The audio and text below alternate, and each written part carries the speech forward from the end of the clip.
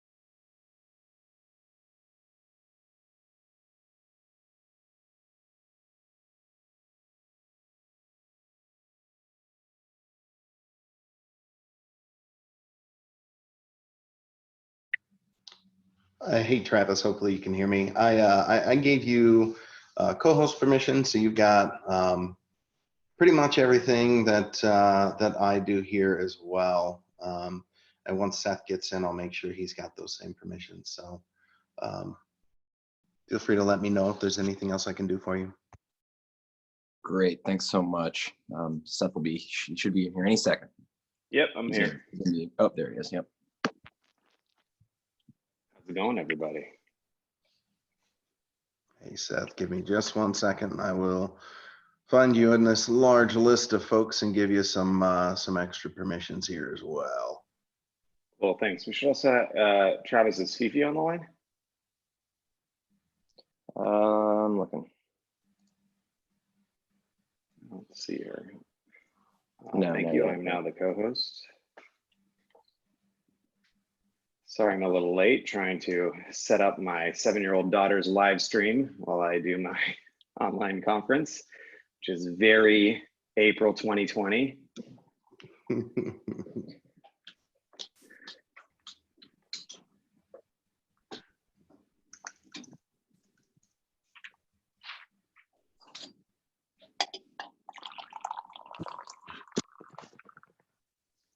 I guess we get to see everybody in these sessions, huh? It's like it. That'll Oh, be there's nice. Fifi. Hey, Brandon, Fifi just joined. If you can, I guess, I don't know. She doesn't need permission. She just needs to, she's a co-presenter. Yeah, and the big thing for the co-hosts is just making sure that you guys all have the ability to mute folks and all that kind of stuff. Nobody's going to be able to share except for you all that I've given those permissions. So just making sure we're preventing any Zoom bombings or anything like that. Just as an FYI, we got a few minutes. What happens in these sessions is, because this is the first one of the day, we will end up closing the meetings down 10 minutes before so that we can hop off and start the next set of concurrent sessions. So I can try and give you a little bit of an indicator of time towards the end, but just to let you know, we will be shutting down these meetings right on time so that we can make sure that our next set will start on time. Great, sounds good.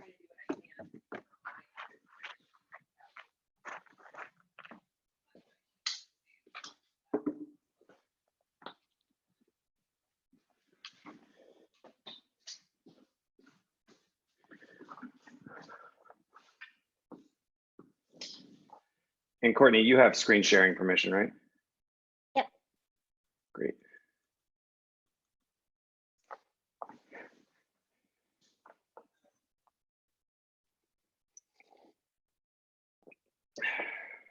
Seth, I Well, we've actually got- just double checked and it said host disabled attendee screen sharing. So I don't know if we need to switch that. Are you a co-host? Why don't you test a screen share? Yep. Nope, not letting me. Huh. Brandon, are we able to make Courtney Dayhuff a co-host? Absolutely. Thank you, Brandon. If you'll stop moving around, we got so many people in here. There we go. And while we're waiting, it feels appropriate to share a joke that my 7-year-old daughter made up as my stepmom, who's a former public school teacher, was teaching her about grammar. Her joke is, what is like the best color in the entire world? And the answer is hyperbole.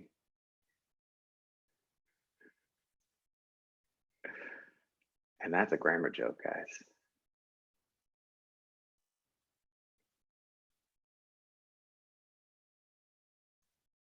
Thank you, Aman.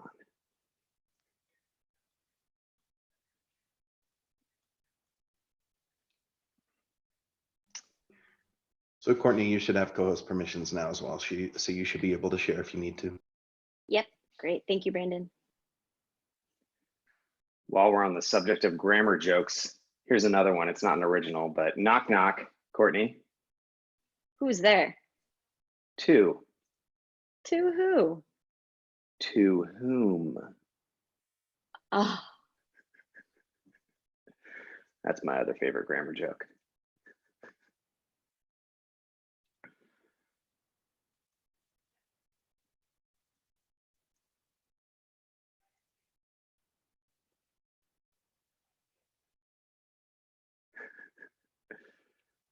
Courtney, are you able to try a screen share? yep, absolutely. Cool. Everyone see that? Yes, and while we're waiting, if anybody has multiple devices or they're adept at switching between programs on whatever device they're on, this will be an interactive session using Pear Deck. So if you guys want to go to joinpd.com, type in that code, and we will have some interactive questions there that we will bring in to the presentation as we go through it.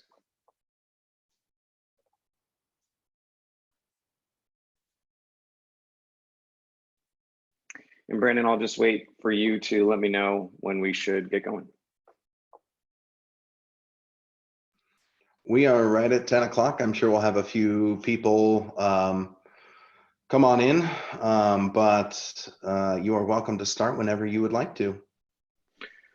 Cool, thank you. We're just going to allow some students to roll in here. Students, you guys are students today. Once again, you're going to want to go to joinpd.com, and you're going to want to type in the code FJANA. That is the interactive portion of our session today.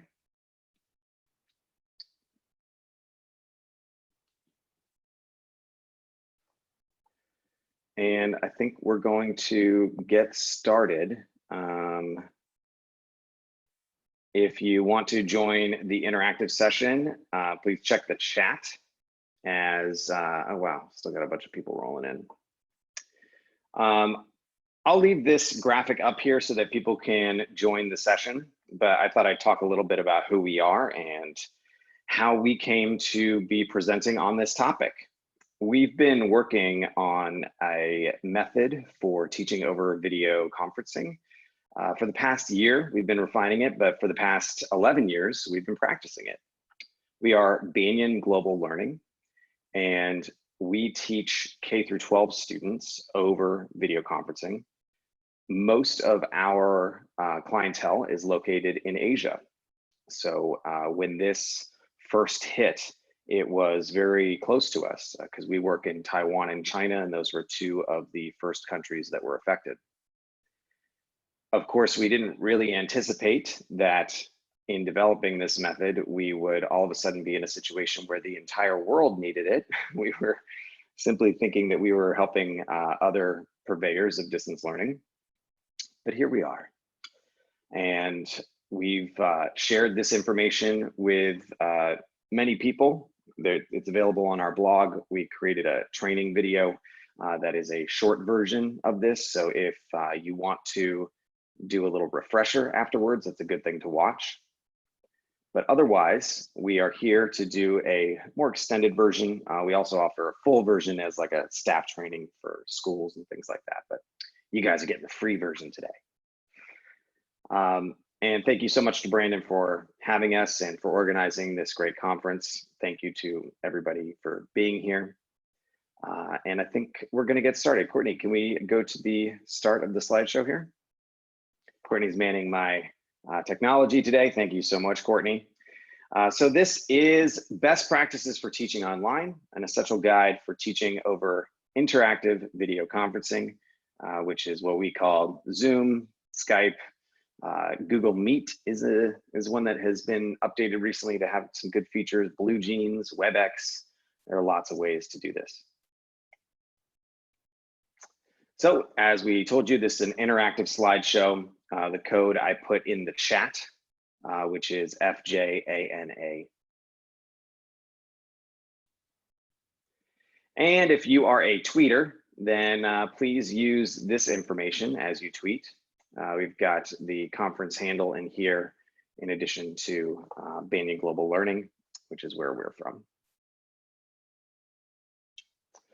So the essential question today, what we'd like you all to consider as we are going through this is, what are the basics of teaching students using interactive video conferencing? That's going to be the big focus, and that is what we'd like you to consider throughout. And so who is this for? Well, this is for teachers who find themselves teaching from home using interactive video conferencing. And I mean that in two ways, right? You might, oh my gosh, I find myself teaching from home. And maybe you're really finding yourself teaching from home because this was the medium that's been waiting for you your entire teaching career. It's for teachers and educational professionals who want to use this more in the classroom, or school-based decision makers who are in the position of needing to evaluate some of the IVC educational opportunities. And when I say IVC, I'm talking about interactive video conferencing.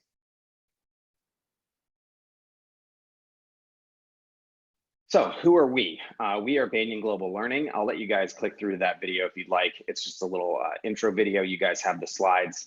We've been, again, working with Asia for the past 11 years. We are a collective of innovative educators who really believe that video conferencing specifically is a technology that can be leveraged to change education for the better. Specifically, who we are today, I am Seth Fleischauer, and I'll let the others introduce themselves. Courtney, are you there? I am. Hi, everyone. My name is Courtney Dehoff. I'm Vice President of Instructional Design for Banyan Global Learning. Been with the company for about 8 years now, and really happy and honored to be here with you guys today. And she is in Fort Pierce, right? I am sheltering in place in Fort Pierce, Florida right now, yes. Yep, I'm in Portland, Oregon. Travis, where are you? Hey guys, Travis Moyer here. I am in Los Angeles, California right now. And I'll just use the chance. I've been with Banyan for about 8 years now as well, about as long as Courtney. And I direct the elementary Learning Live program, the virtual program for our elementary students. Awesome, thank you. And Fifi, are you on the call? Yeah. Ah, Fifi, this is our very, very, very special guest. Fifi, what time is it for you? It's like 12:07. It's Yeah. my time, very early time. So Fifi is in Taipei, Taiwan. So we are going to be switching around our presentation today so that she can do her part and go to bed. Thank you so much. Yeah, thanks for being here. So this is us, and when we're talking about video conferencing, we're talking about something that we believe has the power to really revolutionize teaching. One of the great things is that it's really familiar to young learners. I'm sure if you have kids at home, they've been spending a lot of time using video conferencing these past few weeks. And we believe that it really maintains the human connection while utilizing technology. And once you get into this ecosystem, there's a whole lot that's possible. So what exactly is possible? Well, obviously, many of you are probably using this to teach your classrooms that you were previously teaching in person. But beyond that, you can connect with experts. You can have students collaborate with each other, regardless of where they are in the world. You can bring in specialized teachers who might not be available in your area to come into your classroom. You can take students on worksite or laboratory visits, places that might be restricted for student access. And of course, there's virtual field trips, which is something that we do a lot of. So when we talk about TITAC, can I have everybody say TITAC? Everyone just say it out loud. I know we can't hear you because you're muted, but everyone on the count of 3 say TITAC. 1, 2, 3. Feels good, right? It's kind of a fun word to say. Here's what we mean by TITAC. Teacher, interaction, technology, aesthetics, collaboration. Those are the 5 elements, and that's what you need to know in order to have a successful experience teaching online, teaching using video conferencing. And we break it down into these 5 things. Teachers effective and engaging, the interaction is meaningful, the technology is driven by learning goals, the aesthetics are solid, and there's open communication in the collaboration. So we are going to skip right now from the T of TITAC all the way down to the C of TITAC so that we can get Fifi in there. We have a question on Pear Deck before we start this. And that question is, let's get it back up here, Courtney, if we can. Yeah, I took us to Fifi's screen. Should I go, or slide? Should I go back? That's perfect right there. Oh. So this is a Pear Deck slide. What are some challenges in collaborating with other teachers? We want to hear from you guys right now. Teachers are kind of solitary folks, which is interesting given that we spend a lot of our time with other humans, but a lot of people like to be in charge of their own class, and collaboration can be somewhat of a challenge. So what are some of the obstacles? Yeah, ego, that can be tough. Different styles. You got some people communicating over chat too, which is great. Insecurity with online teaching leads to distrust. Oh, wow, that's a good one, especially for right now. Different teaching styles, asynchronous timing. Yeah, you guys clearly are experiencing some of the same things that many of us have experienced. So Courtney, if we could go to the collaboration summary screen, and then we'll go to Fifi. Great. So when we talk about collaboration, we're talking about people who are collaborating with you in an online setting, okay? So in our case, we teach students in Taiwan over video conferencing. We are part of their school day, and they have a local teacher in the room with them. Right now, we actually have school in session because Taiwan nailed this thing. They did a great job of reacting early. They kept their school closed for 2 weeks at the end of Chinese New Year break, and then they opened back up, and they've been open since early March, which is amazing for us. So go Taiwan. And when we collaborate with the local teacher there, it's similar to any experience where you might be teaching alongside someone else. You might have a teacher's assistant. You might have parents who are on the call who are helping younger students manage the technology. That's who we're talking about here in terms of people that you collaborate with. So beforehand, it's really, really important to establish all of the, can we go back to that other slide, Courtney? Thanks. It's really important to establish all of the expectations beforehand, who has which role and when, right? It's important to have sound behavior management for the classroom teacher. If someone's actually in the room with the kid, this could be a parent, this could be another teacher. It's really important that those people take care of the classroom management in order to make sure that you're not interrupting everything to take care of classroom management in front of everybody. And then this is really critical, an open back channel. So with Fifi and I, we will have a line app, which is like a messaging app that helps us to talk to each other without having to interrupt the class. So now we're gonna bring on Teacher Fifi. Teacher Fifi, thank you so much for coming. Hi, how's it going? How awake are you? Still like 80%. 80% awake. All right, cool. We will take it. Thank you so much for being here. No So problem. Could you please just describe for everybody, first off, like, you know, what is our program and what is your role within that program? Okay, so hi everyone, this is Vivi from Taiwan, Taipei, and I have been working with BGL like a group with like around 10 years, and then just like the answers you guys previous like a show, yeah, like it's a little bit hard to trust each other because of our different teaching styles, and then that comes from different cultures. So actually in the very beginning, we will need to actually do a lot of communications, and then we need to make sure we are comfortable with each other's teaching style.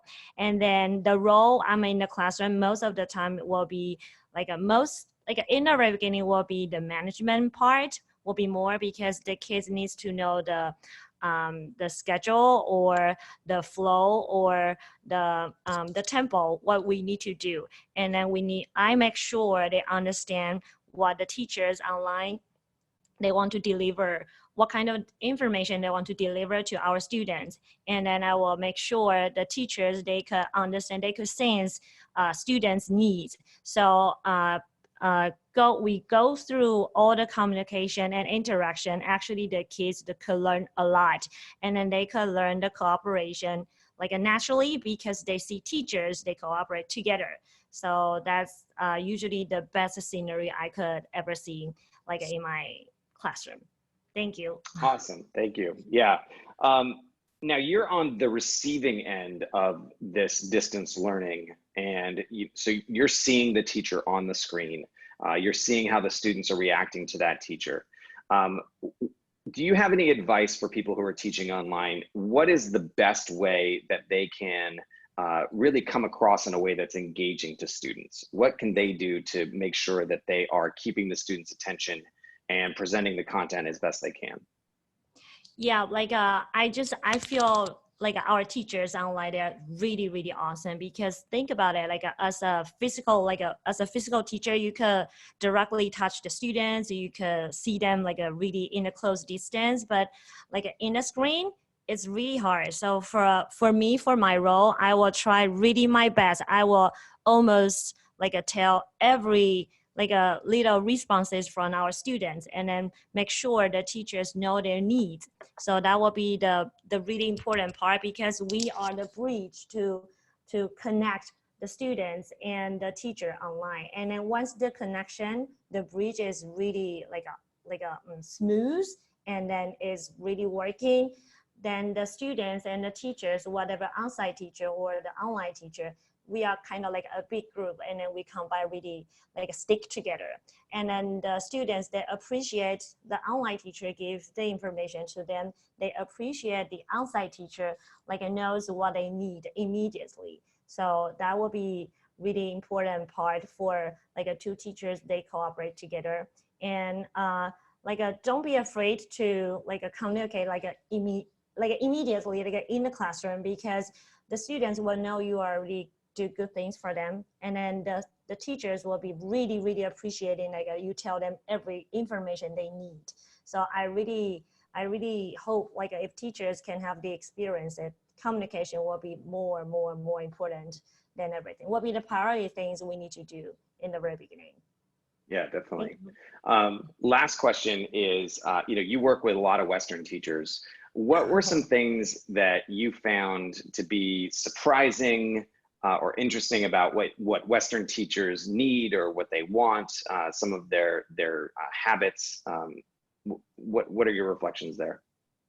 Yeah, it's really interesting because for me, because we are in a really Asia, really classic Asia teachers, and then when I was a student, I was educated in a really traditional way as well. So in Asia, we really actually respect teachers or colleagues or something. So when we see some things maybe going to the wrong way, or it's not really what we need or what we want, then usually we don't really tell them directly. But after several years, I found that if we see something goes not really right, then we just say it, and then just tell them, hey, I guess this way will be better. How did you feel that? And then most of the time, like Western teachers, they are really happy to, they are so glad to receive some more feedback. And then they feel it's that make them feel even more secure because they know what you need and then they are doing the right things you need. So that's usually and then I took a lot of time, like I took some time to get used to it. And then also they are very open-minded because they take the advices from the students. Even the students sometimes they say, teacher, you did something, you typed something wrong or whatever.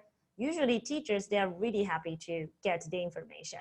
It's really different like when I was a student, because if we see something wrong from the teacher, we will kind of like maybe tell them privately or later, or we are not even dare to like say, hey teacher, there might be some problems with your like a teaching or like the content. So I feel it's really different, but I loved it. Awesome. Yeah, Western people can be very direct, right? It's just not very typical in Asia. Well, Fifi. Depends on the things anyway, so. Yeah, of course. Well, let's see. Operating in a third language of yours while public speaking after midnight, I think you get some sort of award for that. Thank you so much for being here. We really appreciate it. Okay, no problem. Okay. And thanks for having me.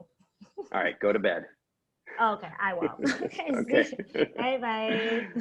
Awesome, thank you. All right, so we're gonna go back in time now and go back up to the beginning of our presentation, the first letter in TITAC, the T, engaging teacher. The question on Pear Deck right now is, what are some things you do to engage your students, right? So we're talking about being an engaging teacher. How do you pull it off? And we're gonna have a little modeling of engaging teacher and also get some of your response to cheesy jokes.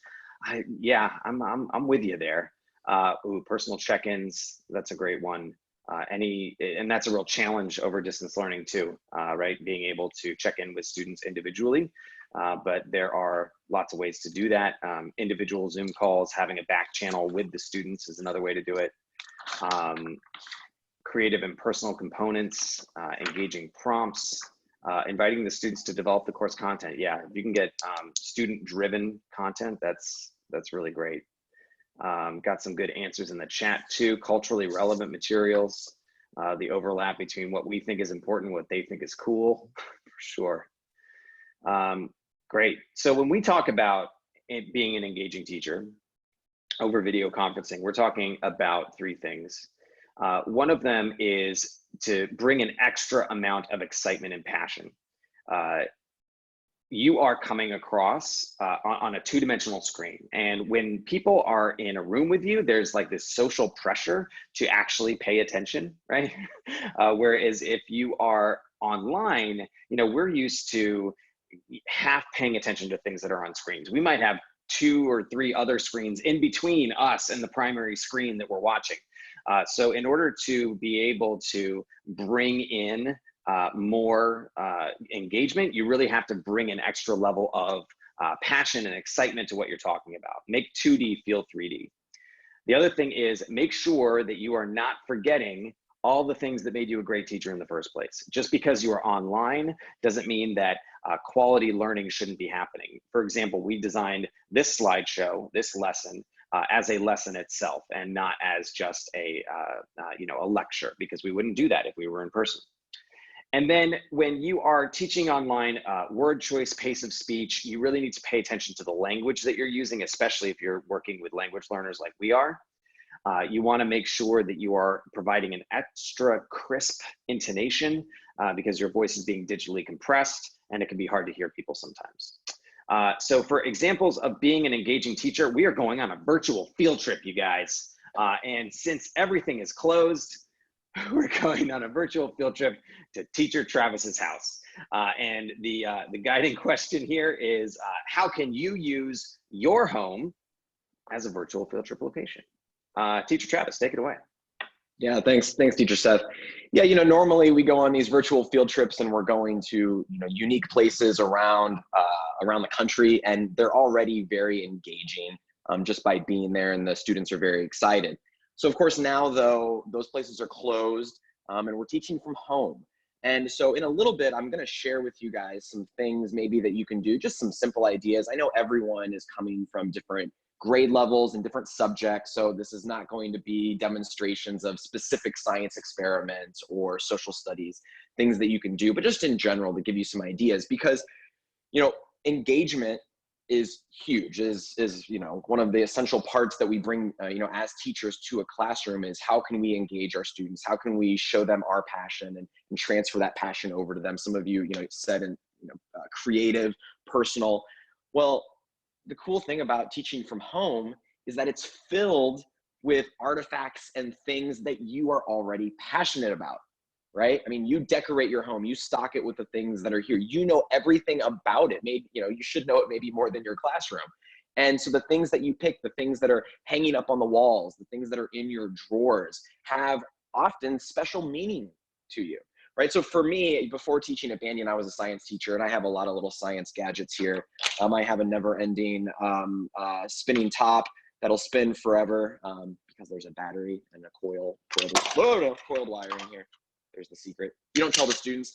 I have little magnet games. I have another cool little magnet toy with iron fillings that can go.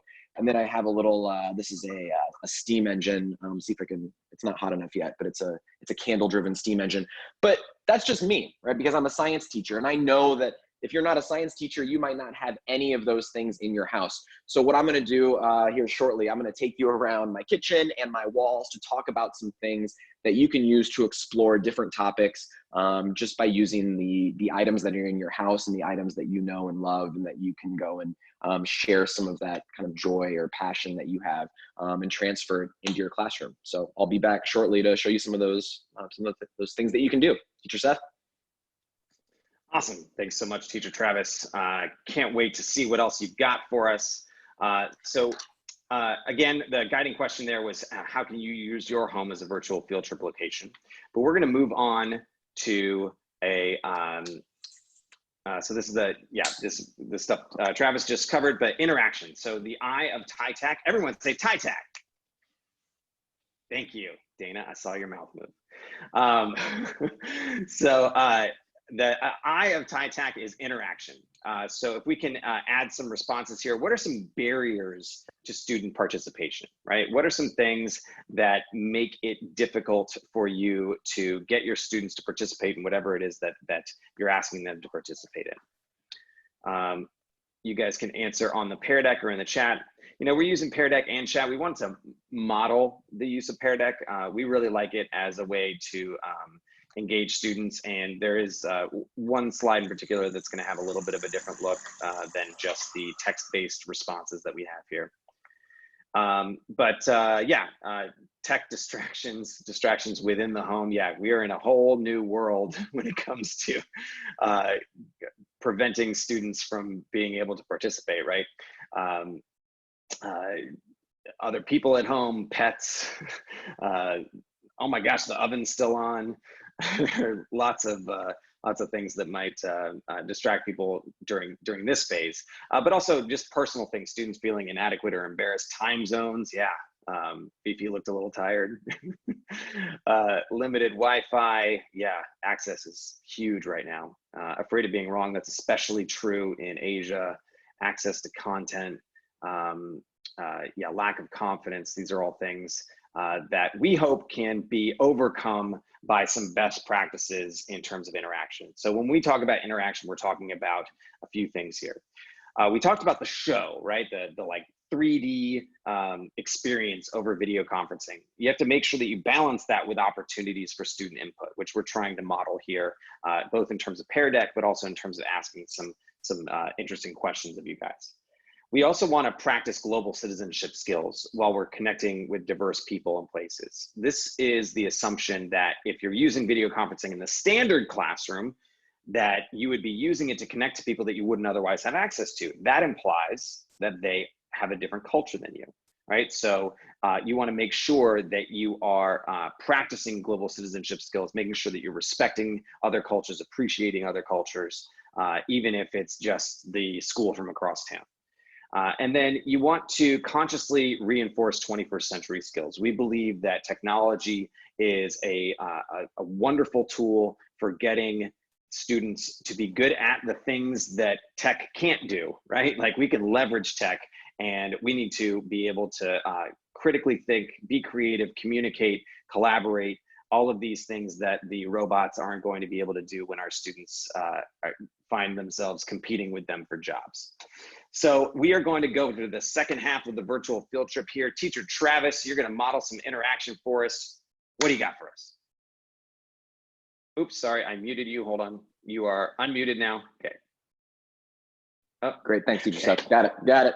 All right. Yeah, so let's pretend you guys are students, right? And you're here, you're visiting my house. So glad to see you all. I wanted to give you guys a little tour of my house. I'm going to start with some of my artwork, right? We all have artwork that we hang. Maybe, you got your Minecraft poster in your room. Here's one of my pieces of artwork. It is a dog. It's called Pavlov's dog. It's a piece of art where he was learning how to drool when he saw a light bulb go. So we can talk a little bit about some science or history. I know it's hard to tell, but this is actually one of those old posters. If you guys remember in school when you would pull down, as teachers, when you would pull it down and there'd be different layers of the poster and you have to fold it over and then pull it down. I found this at a swap meet. So thought that's pretty cool. I got a picture of Charles Darwin in my hallway here. So again, a chance to talk about the art that's in your house, and maybe you can go into the topics. For me, it's science. But for maybe some kids who are a little bit younger or for a different kind of lesson, let's stick with the art.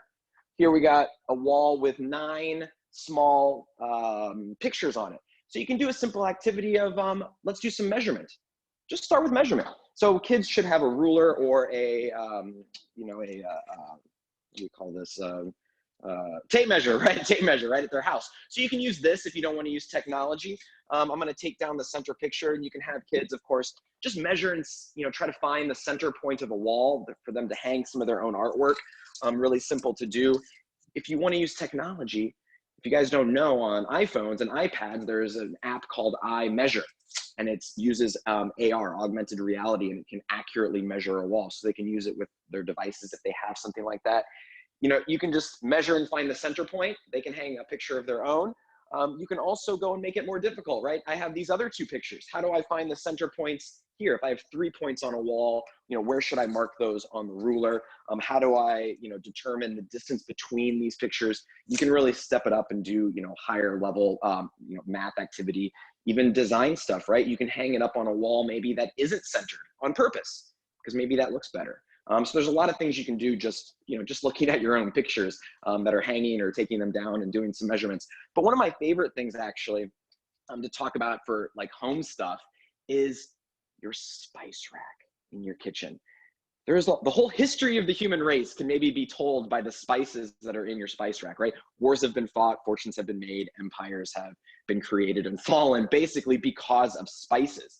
So one thing that you can do really simply is, take a look at your spice rack, have the kids go in there and identify, what's in their own spice rack, but then let's do some science. Yeah, I see some people asking about the camera. I am manning this. A little tip here when you're teaching from home. I know everyone has a phone or a camera on their computer, but it is really fun and easy. I'm using a tripod I got from Amazon for like $15 that fits my phone. So you can join a Zoom call, from your computer and your phone, and have a tripod, and it allows you to step away like this. And I think it looks pretty good. And it changes the engagement, right? Just like, I can go and send the link for the tripod. Okay, I'll try to maybe add that to the slideshow.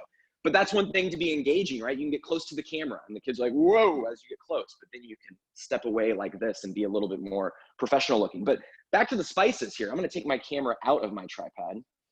Now I'm just going to hold it. I'm going to show you some simple things we can do. So here we have our spice. I told you the history of the world can be told in spices. We have the most popular spice in the world right here. Does anyone know what the most popular spice is? And you can see it right there. You guys are all teachers. You know it's pepper. What about the second most popular spice in the world? We have allspice, coriander, cumin, paprika, basil. Which is the second most popular one in the world? Anyone know? I'm going to go with cumin. Cumin. Yes. Right. Cumin. Oh yeah, I should have given you people some time. You were already typing. Exactly, right? So a lot of things you can do here about spices. Of course, there's the history a lot of history with cumin. There's the geography of all these things. Where did they come from, right? Allspice is a Central American spice. They actually called it allspice because they didn't know really what it tasted like, so they just called it allspice. And they actually used it to make Old Spice deodorant back in the day. Cumin is funny. Back in medieval Europe, they said that cumin, if you kept it in your house, it would prevent chickens and lovers from running away. Why chickens and lovers, I don't know. But a lot of things to talk about there, but a fun science experiment, have your kids dump their spices into an old egg rack. I think we've all heard of the tongue map. You guys know the tongue map? I think we all learned it, all right? That your tongue has different taste buds in different locations. Let's test it out, right? You can dump the spices out, take your toothpick. Kids can, wet it with their mouth and then dip it in the spice, taste it. They can use descriptive language to describe what it tastes like, but then they can do a test, right? Put it on the tip of their tongue. What does it taste like? Well, if you do it, that's the tip. It's supposed to be, I think, sweet and then salty. It's on the corner and then sour's on the side.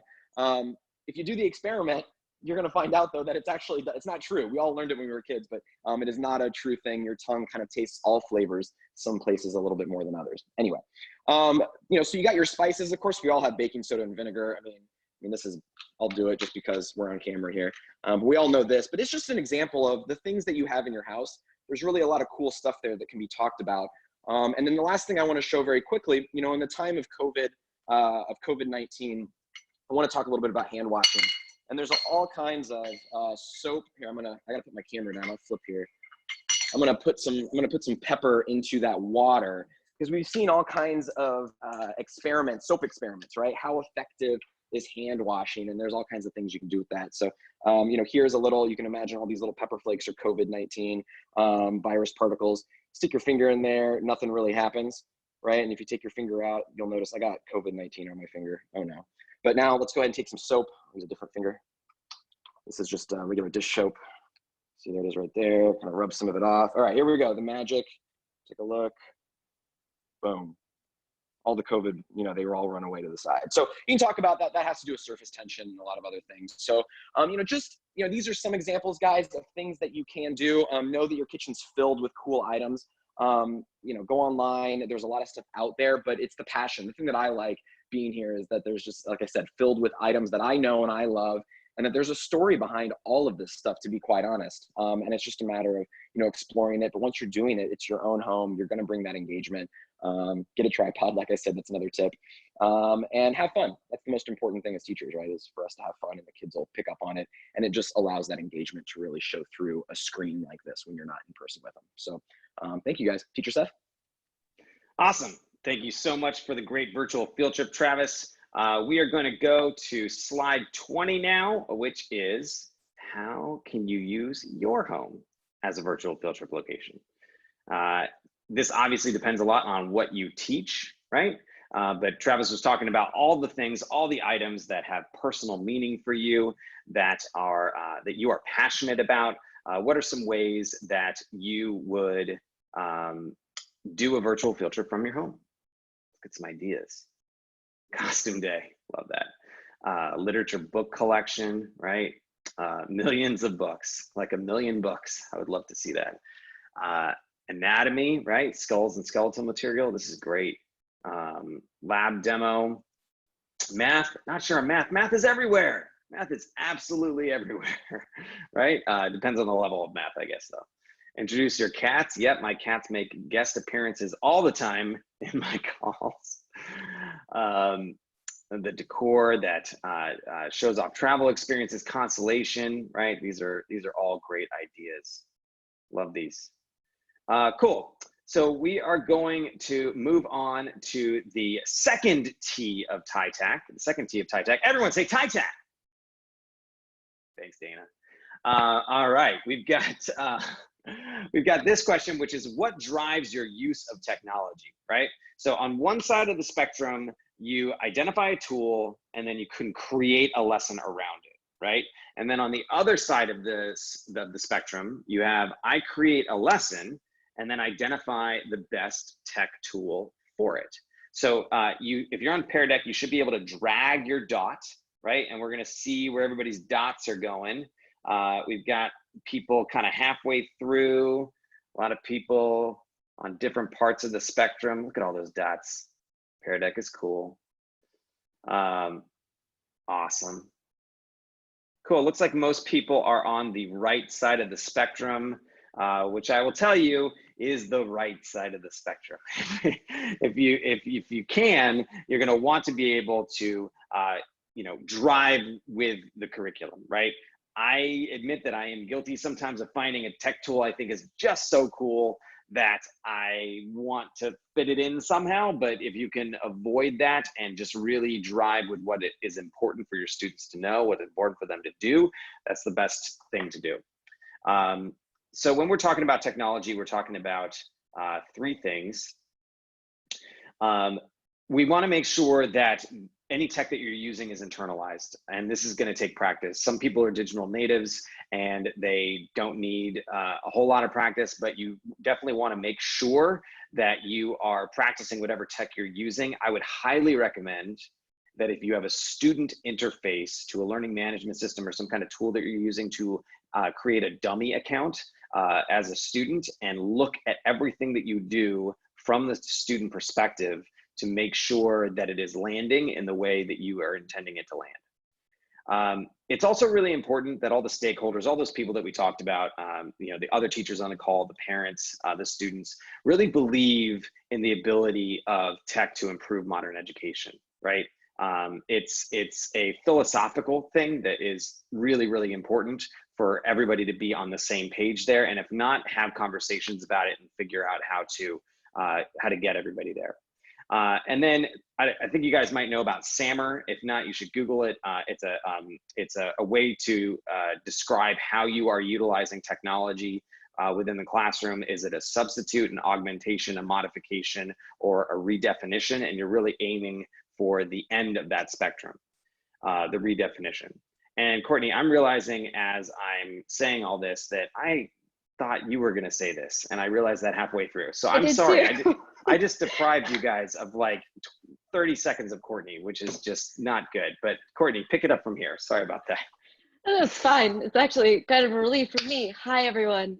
Teacher Courtney here. Happy to be here. We're going to share a couple of the tools that we use.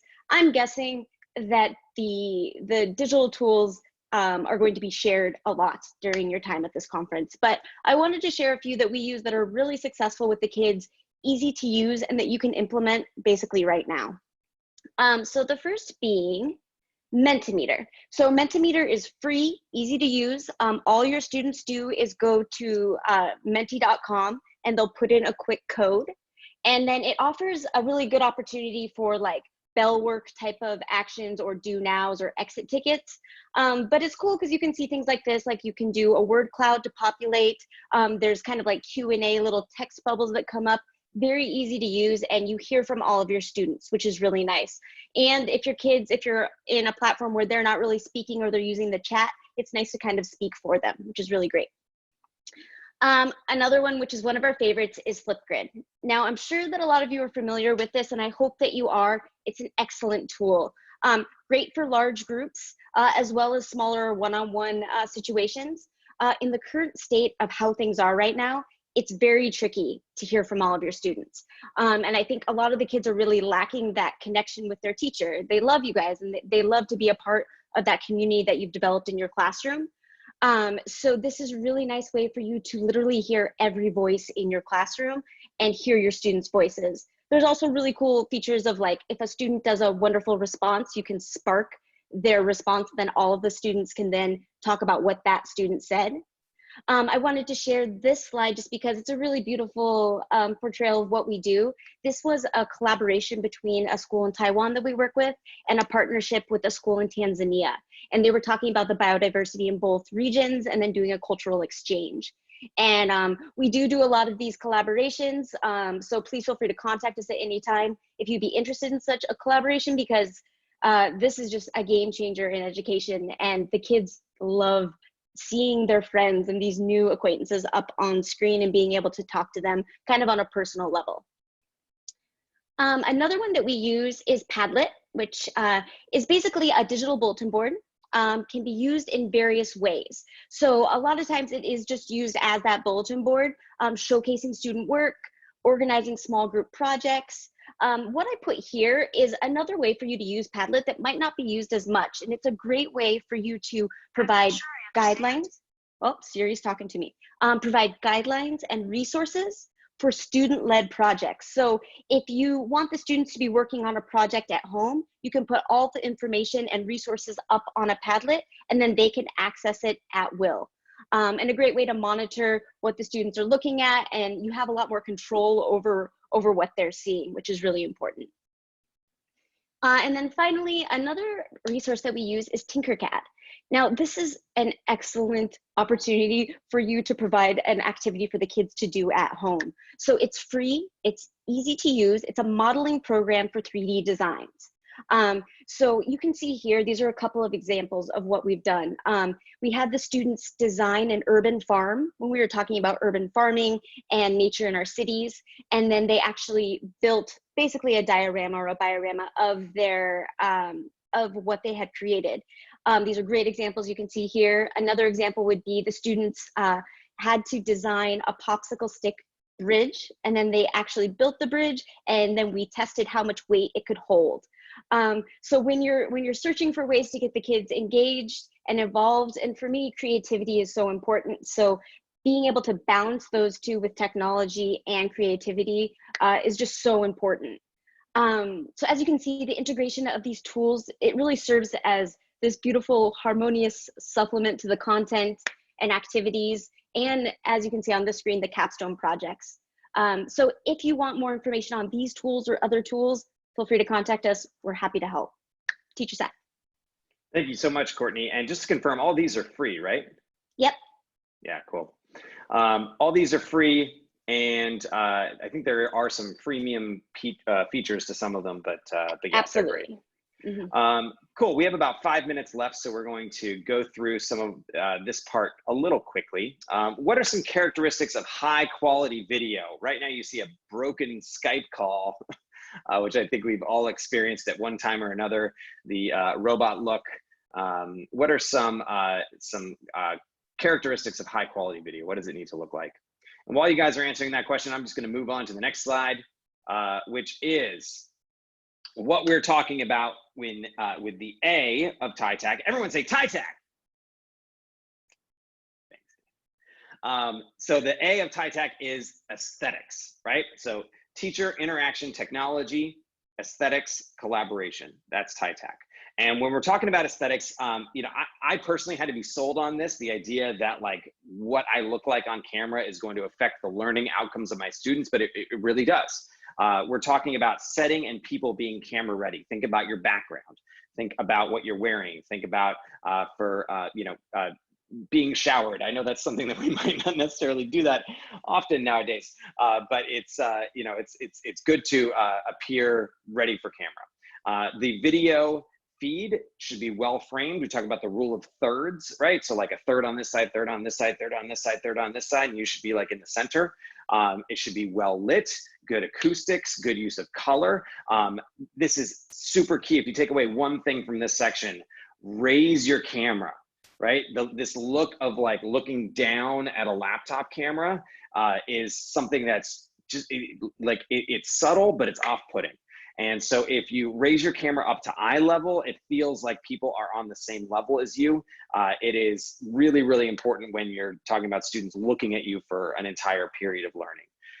The visual and oral experience are dynamic. You saw teacher Travis using his tripod, standing up and moving away from the camera. You can really play with perspective when you have a camera, right? There are things that you can do that you can't necessarily do in the classroom, and making sure that that experience is dynamic, kind of like, you know, getting a little bit quiet for this point, but then like exploding for another point, right? Like those types of things can wake people up and keep them engaged. And then the digital resources, you want to make sure they're pithy, visible, well-designed, right? It's really important. They can't just be black print on a screen. You want to have some good stuff there. Courtney, I think we're going to skip this demonstration. We're going to have a demonstration where Courtney just really like sabotaged her own video and did some really terrible things. Are you there? Okay, you're there. You can kind of see the difference just right now, how different it looks just by a couple of things. My computer isn't raised anymore. the blinds are open. You can see the top of my head, small things like this. There's no lights on. I add one light and it's already different. That kind of covers it, I think, Teacher Seth. Yeah, backlighting, that's another big thing. You know, just want to consider all these things and make sure that it's looking good. Cool. So then the C of TITAC, everyone say TITAC. The C of TITAC is collaboration. We went through that at the top and we had teacher Fifi come in. If we can revisit our essential question on slide 37 here, it is what are the basics of teaching students using interactive video conferencing, right? And the answer is TITAC. Right? You want to think about the teacher, the interaction, the technology, aesthetics, collaboration. These are some resources that we threw into the slideshow. So these are all virtual field trips you could line up for your students. A whole lot of great stuff here. That second one is really good for parents right now. The first one, those are our virtual field trips, which we offer to schools. And I think right now, a lot of people are not having any synchronous learning experiences. So a virtual field trip could be that, which is great. We've also got some resources for collaborations. On the next slide, these are all collaborations you could set up for your students, and also some of our favorite blogs. And then we have a QR code for our virtual handout. And these slides should be available, Brandon, I believe. The last thing is give us a grade. All right, so those on Pear Deck, we want to get a grade from you guys. Did we? Sorry, it says were we engaging teachers, but like give us a grade on the whole thing, on the whole TITAC, right? Did we follow the TITAC method while teaching about the TITAC method? Right? That's what we want to get from you guys right now. Let's see our grades. Courtney, oh, I'm nervous. Oh, we did it. We did it, Courtney. Nice job. Thank you, teacher Courtney. Thank you, Travis. Thank you, Fifi, who I hope is asleep now. Thanks, Dana, for saying TITAC. Thank you to Brandon for organizing. It's 50 after, we did it. Thank you all. Greatly appreciate it. Thank you for presenting. That was an awesome session. We've got plenty more. We are recording these sessions. We will be providing recordings post-conference. There's only about 4 or 5 of us kind of putting this all together. So we're hoping to get those out as quickly as possible. Presentations that were shared with us, we will be sharing out as well to registered attendees. If any additional information that the presenters want to share, you can contact me or the ELK address, and we'll make sure to share that out with post-session information. So thank you all. I'm going to go ahead and end the meeting now, but yeah, this was great. Thank you very much. Yeah, thank you. Thanks, everyone. Thanks for coming. Stay safe. Thank you.